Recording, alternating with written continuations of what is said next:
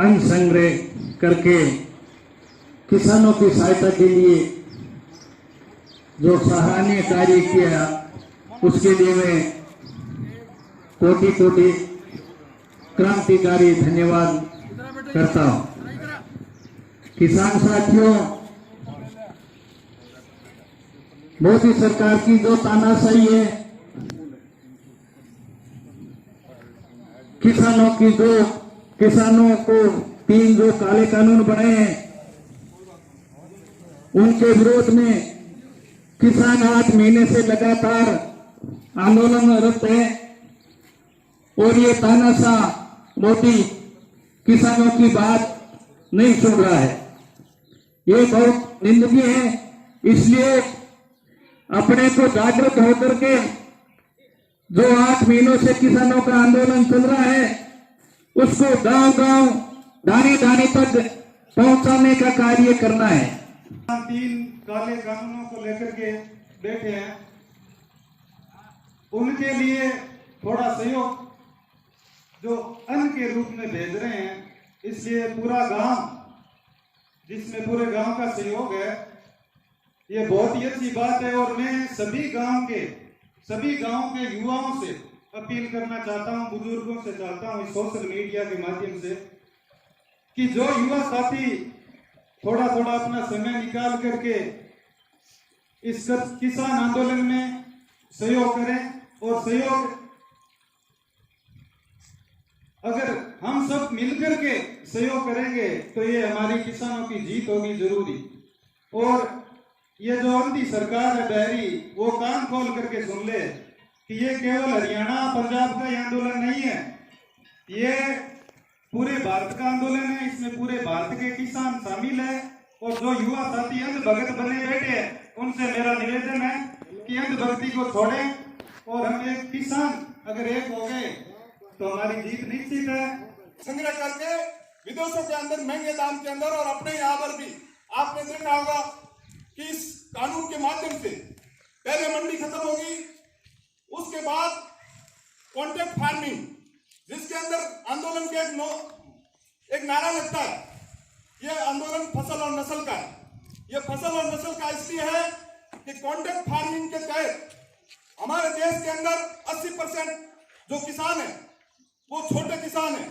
और छोटे किसान को जब वो कॉन्ट्रैक्ट फार्मिंग के तहत एग्रीमेंट करके उनकी जमीन लेंगे और उसके बाद में वो उस जमीन के अंदर मजदूर वो इसलिए होगा कि वो कहेगा कि इसके अंदर बीज भी मैं कहूंगा वो वहां से लाके बोना है, उसके अंदर पेस्टिसाइड भी मैं कहूंगा वो लाके बोना है।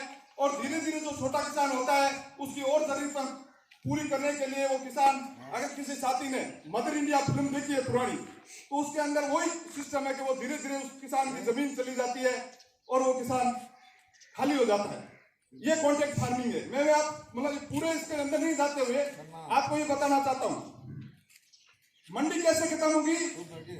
मंडी के लिए इन्होंने कहा कि जो मंडी के अंदर व्यापार करेगा उसको तो 3% टैक्स लगेगा, जो मंडी के बाहर व्यापार करेगा उसको कोई टैक्स नहीं लगेगा। तो मंडी के अंदर कौन व्यापार करेगा? ये 1-2 साल जो बाहर व्यापार करेंगे जिनको छूट होगी तो वो 2 रुपए ऊंचे दाम के अंदर आपसे माल खरीदेगा। आप मंडी नहीं जाओगे, जब मंडी नहीं जाओगे तो मंडी खत्म हो जाएगी, मंडी के अंदर भाव खत्म हो जाएंगे और भाव खत्म हो जाएंगे थोड़ा दिनों के अंदर सारे आड़तिये मंडी छोड़ के चले जाएंगे। फिर इस गांव के अंदर वही लोग आएंगे, आधार कार्ड से व्यापार करेंगे, 10-20 लाख का अगर लेके भी चलेंगे तो उसके अंदर प्रावधान है कि एसडीएम से आगे आपकी सुनाई नहीं होगी। एसडीएम ही आपका करता धरता होगा। अब आप मान लो किसी गांव से 1 करोड़ का व्यापार करके चला गया और वो एसडीएम के अंदर सुनवाई करेंगे तो एसडीएम को तो वो खरीद लेगा, उस किसान की कौन सुनेगा। इसलिए बहुत सारे कानून इसलिए कहे जाते हैं कि एसडीएम से आप कोर्ट में जाने का आपका राइट खत्म कर दिया गया है, एसडीएम तक आपकी सुनाई होगी। और एक चीज इसके अंदर और खतरनाक है कि जिस कंपनी से आप व्यापार करोगे उस कंपनी का मुख्यालय अगर चेन्नई के अंदर है तो आपकी सुनाई चेन्नई के अंदर होगी। तो सादा सर के लोग चेन्नई जाने रमानी थारी फसल ऐसी गए हैं कि पूरी वजह से वहां उसका कहे हैं कि वहां सुनवाई होगी। ऐसे कानून है इसके अंदर, आप पूरा पढ़ना। मैंने इसके अंदर, इस पर्चे के अंदर एक साइड के अंदर इस कानून की पूरी छोटे हिसाब के अंदर आपको लिख के दिया है, जिससे आपको लगभग पूरा ज्ञान हो जाएगा। ये किताबें भी हमने निकाल के बीकानेर जिले के अंदर अभी तय हुआ है पूरे मोर्चे के अंदर कि 25 जुलाई से 9 अगस्त तक हमारा गांव के अंदर प्रोग्राम रहेगा, जिससे लोगों को बताया जाएगा कि ये काले कानून क्या है और इसके लिए क्यों लड़ना चाहिए। इसको लेकर हम जिला वाइज, तहसील वाइज अपने प्रदर्शन करेंगे। प्रदर्शन करके एक नारा देंगे कि 9 अगस्त को हमारा वो ऐतिहासिक दिन है जब महात्मा गांधी ने नारा दिया था, अंग्रेजों भारत छोड़ो, और हम नारा देंगे मोदी जी गिद्दी छोड़ो। इसके बाद ये आंदोलन दिल्ली की तरफ कूच करेगा।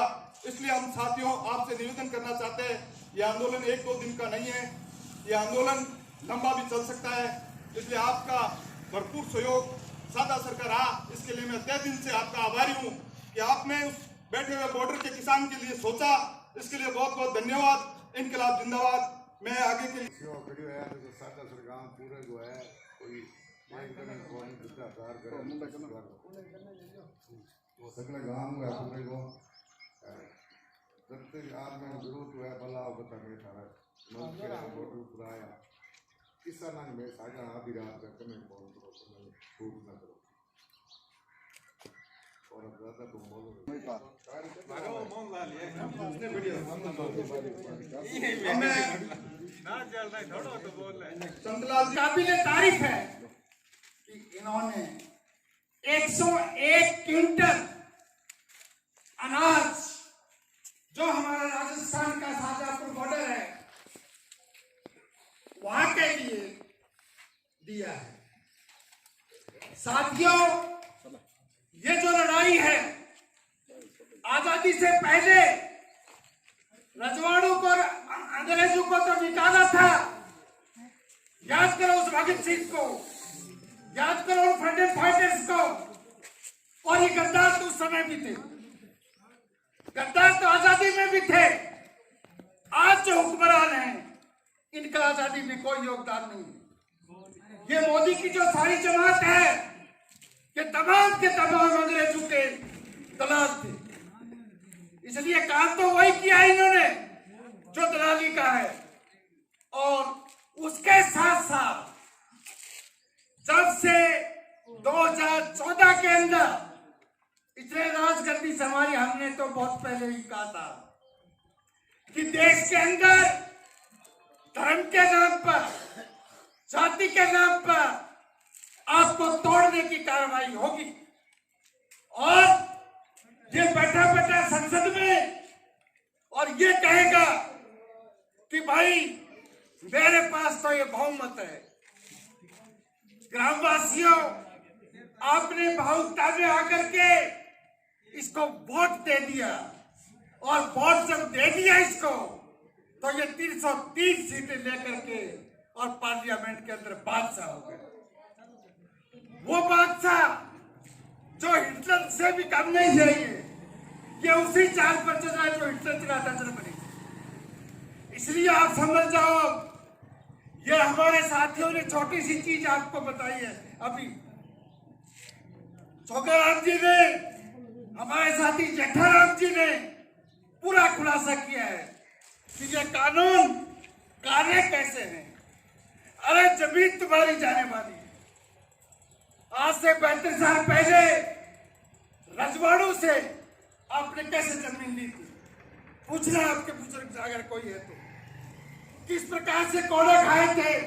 ये जूनागढ़, जूनागढ़ के आगे से निकलने की किसकी हिम्मत नहीं हुआ करती थी। मुझ वाले 12 बोर की बंदूक लिए हुए और घोड़ों के ऊपर वहां पर खड़े रहते थे। वो दिन भी था, याद करो आप उससे। ये उसी जमात के लोग हैं।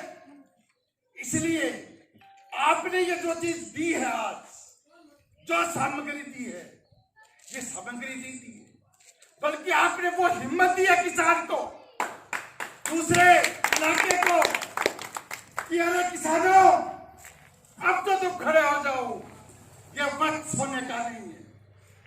क्योंकि अगर स्व रहे और अडानी और अंबानी की बात नहीं है, अडानी अंबानी तो दो छोटे पिल्ले हैं इसकी। अरे अंतरराष्ट्रीय पूरी फौज खड़ी हुई है, तुम्हारे सारे संसाधन बेच दिए हैं इसने, एक भी नहीं है तुम्हारे पास। आज रेलवे बिका, बीएसएनएल भी बिका, तेल का भाव रोजाना बढ़ रहा है, सरसों का तेल देख लो, महंगाई देख लो, बेरोजगारी का तो आलम ही अलग है। इस युवा साथी ने भी कहा बेरोजगारी का क्या रूप होगा, तुम भटकते हुए और बीमारी ग्रसित होकर के इस देश में ही मारे जाओगे, ऐसी हालत ना है। जो तुमने कोरोना काल में देखा था, इसका इंतजाम किस तरह से इंसान एक ऑक्सीजन सिलेंडर के अभाव में, एक अच्छे हॉस्पिटल के अभाव में अपनी जान गंवा रहा। तो अब अपना पूरा का पूरा जो आपने हिम्मत दी है हमें और उस किसान को, जो Shahjahanpur border, Tikri border, Sindhu border, Ghazipur border, Palwal border और दासा बॉर्डर पर जो किसान लड़ रहे हैं उनको ताकत दिया। और बीकानेर में संभव है, मैं मानता हूं ये पहला काम। 101 क्विंटल गेहूं एक गांव से जाना मायना रखते हैं, इसलिए आप बहुत आपको सलाम तो है ही, लेकिन पूरी सलामी जब तक इस मोदी को हम पार्लियामेंट से बाहर नहीं निकालते हैं तब तक नहीं होगी। और उसमें होगा आपका सहयोग। और आपका सहयोग कैसे होगा? आप गाजीपुर, शाहजहांपुर बॉर्डर जाओगे, वहां जाकर के सारा चीज देखिएगा, हमारे दूसरे साथी मिलेंगे आपको और उन साथियों के साथ रह करके आपको सीखिएगा। क्योंकि हम जो ये 8 या 9 महीना चल रहा है, 9वें महीने में आंदोलन चल रहा है, ऐसी सूरत में हर इंसान का, हर गांव के बच्चे का, हर बुजुर्ग का, हर महिला का ये कर्तव्य है कि वो वहां पर जाए और देखे। और आपने और सरपंच साहब ने और पूरे गांव के एक एक बच्चे का कण है इसमें, उसके एक एक कण की हिम्मत है, वो आपने दी है, तो आप बहुत बहुत बधाई के पात्र है। गाड़ी आगाओ ऑटो है यार,